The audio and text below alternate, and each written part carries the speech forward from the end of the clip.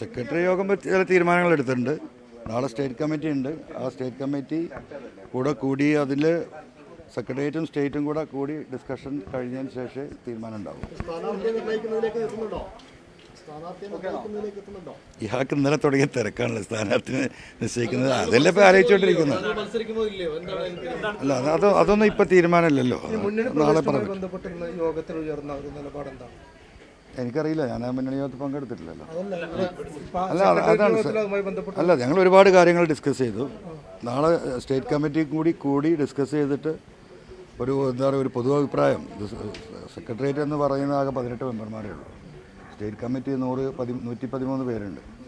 ആ കമ്മിറ്റിയും കൂടിയതിന് ശേഷം ഒരു ഇലക്ഷൻ എന്ന നിലക്ക് കുറച്ച് വിപുലമായ ഡിസ്കഷൻ നടത്തേണ്ടതാണ്. ആ നിലക്കുള്ള ഡിസ്കഷൻ കഴിഞ്ഞിട്ടുള്ള തീരുമാനം.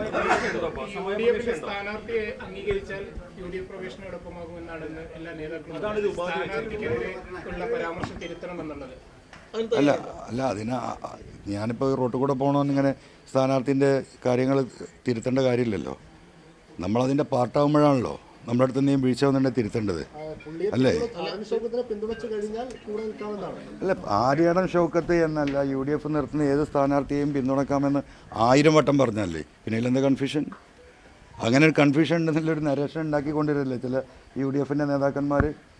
ആര്യൻ ഷൗക്കത്തിനെ അംഗീകരിക്കില്ല എന്ന നരേഷൻ ആരാ ഉണ്ടാക്കിയത്? അവരുണ്ടാക്കിയതല്ലേ.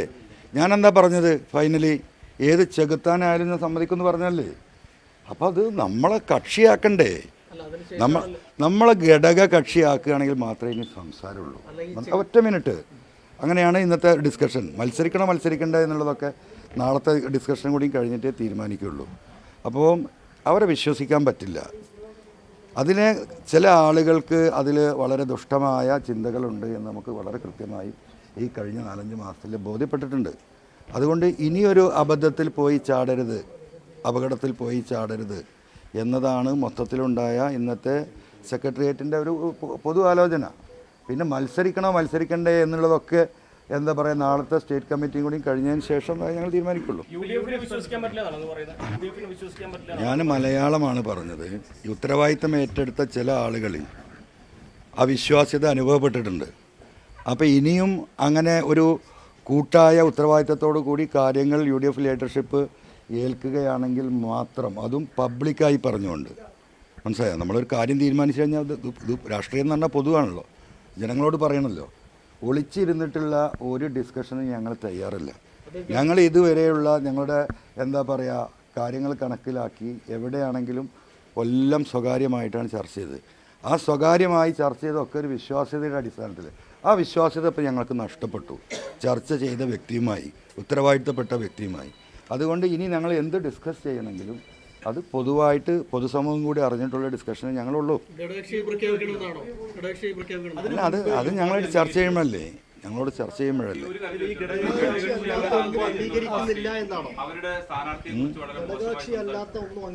ഇനി ഞങ്ങൾക്കൊന്നും അംഗീകരിക്കാൻ കഴിയില്ല. ഒരൊറ്റ മിനിറ്റ്. എന്താ ഞങ്ങളെ ഘടകകക്ഷിയാക്കുന്നതിലെ കുഴപ്പം? ഞാൻ പറഞ്ഞല്ലോ, ഒരു പ്രവാസി അസോസിയേഷൻ, ഒരു കമ്പ്യൂട്ടറും 2 ആളുമുള്ളൊരു പാർട്ടി ഇതിൽ ഘടകകക്ഷിയാണ്. മറ്റുള്ള ഘടകകക്ഷികളെ കുറിച്ച് ഞാൻ പറയുന്നത് ശരിയല്ല. കേരളത്തിലെ പൊതുസമൂഹത്തിന് പോലും അറിയില്ല അങ്ങനെ ഒരു സംഘടനയെക്കുറിച്ച്. പത്രക്കാരായ നിങ്ങൾക്കറിയാമെന്ന് എനിക്കറിയില്ല. അവരെ പോലും എന്താ പറയുക ഇതിൽ ഘടകകക്ഷിയാണ്. അപ്പോൾ അതിൽ ഒരു മിനിറ്റ്. അപ്പോൾ അവരെ പോലും ഘടകകക്ഷിയാണ്. പിന്നെ എന്തുകൊണ്ടാണ് ഞങ്ങളെ ഘടകകക്ഷിയാക്കാൻ പറ്റാത്തത് എന്നുള്ളത് ഞങ്ങൾക്ക് അതിൻ്റെ വിശദീകരണം തരണം.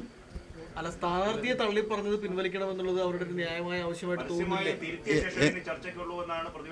അല്ല, തിരുത്തണമെങ്കിൽ ഞങ്ങൾ എടുക്കണമെന്ന് ഉറപ്പുകൊണ്ടേ. ഇപ്പം UDF എടുക്കുന്ന തീരുമാനിക്കുന്ന ഏത് സ്ഥാനാർത്ഥിയെയും പിന്തുണക്കാൻ ഞങ്ങൾ ബാധ്യസ്ഥരാണ്. ഒരു മിനിറ്റ്.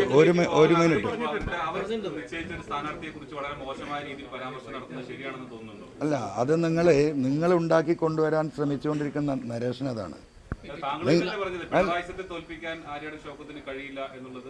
അല്ല, അതൊക്കെ ഇപ്പം നാളെ നമ്മൾ വിശദീകരിക്കും. നമ്മളെ കമ്മിറ്റി ഇനിയിപ്പോൾ ഷൗക്കത്തിന് എന്തുകൊണ്ടാണ് പറ്റൂല എന്ന് ഞാൻ പറഞ്ഞത്, അതിനൊരുപാട് കാരണങ്ങളുണ്ടാവും. വെറുതെ അല്ലേ പറഞ്ഞത്. ഷൗക്കത്തും ഞാനും ഈ പറയുന്ന UDF ഞങ്ങളെല്ലാം കൂടെ ഒരുമിച്ചിരുന്ന് വർക്ക് ചെയ്തിട്ട് ഷൗക്കത്ത് തോറ്റുപോയാൽ ആർക്കതിൻ്റെ ഉത്തരവാദിത്തം? ഈ നിങ്ങൾ പറയല്ലോ ഞാൻ കാലുവാരിയെന്ന്. പിണറായി അവിടെ അവസാനിച്ചില്ല. അതോട് കൂടിയിട്ട് അല്ല, ഞാൻ പറയട്ടെ. ഷൗക്കത്ത് മത്സരിക്കുന്നു, ഞങ്ങൾ പിന്തുണ കൊടുക്കുന്നു. നാളെ ഷൗക്കത്ത് പരാജയപ്പെട്ടാൽ അതിൻ്റെ ഉത്തരവാദിത്തം ആർക്കാണ്? ഞാൻ പറയുന്ന ഈ പൊളിറ്റിക്കൽ പിണറായിസവും ഈ കുടുംബാധിപത്യവും എവിടെ പോകും? അപ്പം എന്തായി? എൻ്റെ രാഷ്ട്രീയം, ഞാൻ പറഞ്ഞ രാഷ്ട്രീയം അവസാനിച്ചു. വസ്തുതയല്ലേ? അപ്പം ഷൗക്കത്തിന് പറ്റില്ല എന്ന് ഞാൻ പറഞ്ഞിട്ടുണ്ടെങ്കിൽ അതിന് ഒരുപാട് കാരണങ്ങളുണ്ടാവും. ആ കാരണങ്ങൾ വിശദീകരിക്കപ്പെടേണ്ടി വരും. പൊതുസമൂഹത്തിന് മുമ്പിൽ എനിക്കത് പറയേണ്ടി വരും. എന്തുകൊണ്ടാണ് ഞാൻ അങ്ങനെ പറഞ്ഞത്? ഇവിടെ ഷൗക്കത്തിനെ MLA ആക്കാനല്ലല്ലോ ഞാൻ രാജിവെച്ചത്. ഞാൻ രാജിവെച്ചത് എന്താ? ആ രാജിവെക്കുമ്പോൾ എനിക്ക് പറയാലോ, ഞാൻ അടുത്ത പ്രാവശ്യം ഇപ്പോൾ നിലമ്പൂരിൽ പിണറായിസത്തിനെതിരെ മത്സരിച്ച് ജയിക്കും, ജനങ്ങൾ എന്നെ സഹായിക്കണം, ഈ ഗവൺമെൻറ്റിൻ്റെ ചെയ്തികൾക്കെതിരെ പറഞ്ഞാൽ ഞാൻ രാജിവെക്കുന്നത്. ഇനി ഈ ഗവൺമെൻറ്റിൽ ഇരിക്കുന്നതിൽ അർത്ഥമില്ല. ഞാൻ മത്സരിക്കുമെന്ന് പറഞ്ഞാൽ ഈ ആളുകളൊക്കെ ഇപ്പോൾ അവിടെ ഇലക്ഷൻ വർക്കിലാണല്ലോ. ആരെങ്കിലും ഉണ്ടോ? ഈ പറയുന്ന ചെയർമാനുണ്ടോ? മറ്റു നേതാക്കന്മാരുണ്ടോ? ആർക്കും അതിൽ എതിർപ്പുണ്ടാവുക? ഒരാൾക്കും എതിർപ്പുണ്ടാവില്ലല്ലോ. അപ്പോൾ ഞാനൊരു എന്താ പറയുക, രാജിവെച്ചു എന്ന് മാത്രമല്ല, എൻ്റെ പൊസിഷൻ കൂടി ത്യാഗം ചെയ്തിട്ട് നമ്മൾ കൈമാറുകയാണ്. നിങ്ങൾ ഉപയോഗപ്പെടുത്തുക. മലയോര കർഷകരെ കൂട്ടിപ്പിടിക്കുക.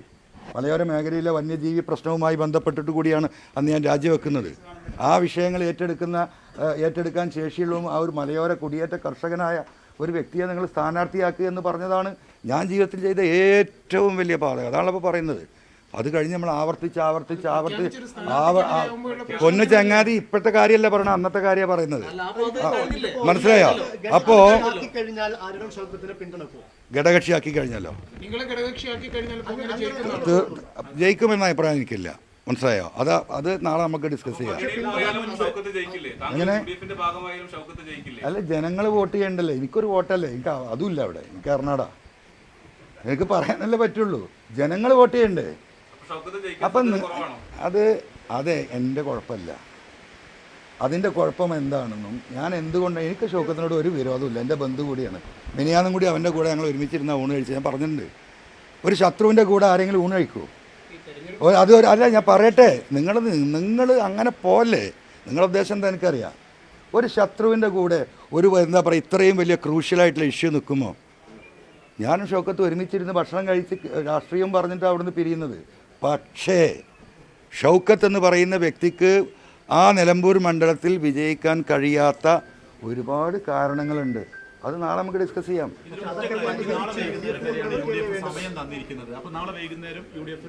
നാളെ വൈകുന്നേരം കഴിഞ്ഞാലോ? അല്ല, നാളെ എങ്ങനെ? അതല്ലോ പറയട്ടെ. അല്ല മതി, ഇനി പറയാനില്ല. അല്ല, നാളെ ഉച്ചയ്ക്ക് ശേഷം നമുക്ക് കാര്യങ്ങൾ പറയാം.